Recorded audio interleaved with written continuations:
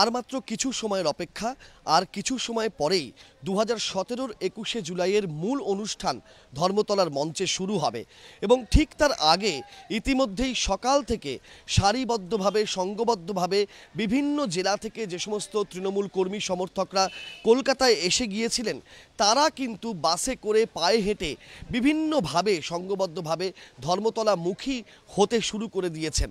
আমরা এই মুহূর্তে দাঁড়িয়ে রয়েছি কসবার গীতাঞ্জলি স্টেডিয়ামে। এখানে গতকাল থেকেই কিন্তু হাজার হাজার মানুষ কর্মী সমর্থকরা ছিলেন এবং তারা সকাল থেকেই কিন্তু বাসে করে এখান থেকে ধর্মতলার অভিমুখে যাওয়ার প্রক্রিয়া শুরু করে দিয়েছেন এবং এখনও কিন্তু আমরা দেখছি যে অনেক মানুষ রয়েছেন যারা বাসে করে এখান থেকে বেরোবেন এবং ধর্মতলার কিছুটা আগে তারা বাস থেকে নেমে সারিবদ্ধভাবে সংঘবদ্ধভাবে মিছিল করে তারা ধর্মতলার 21শে জুলাইয়ের মঞ্চের দিকে এগোবেন। তৃণমূল নেতৃত্বের তত্ত্বাবধানে এবং পুলিশি নিরাপত্তার বেষ্টনীতে সারিবদ্ধভাবে বাস রাখা রয়েছে। এই বাসগুলোতে চড়েই কিন্তু এখান থেকে তৃণমূল কর্মী সমর্থকরা রওনা দিচ্ছেন ধর্মতলার অভিমুখে এবং ধর্মতলার কিছু আগে অর্থাৎ মঞ্চের কিছু আগে তারা নেমে সেখান থেকে মিছিল করে তারা মঞ্চের দিকে এগোবেন।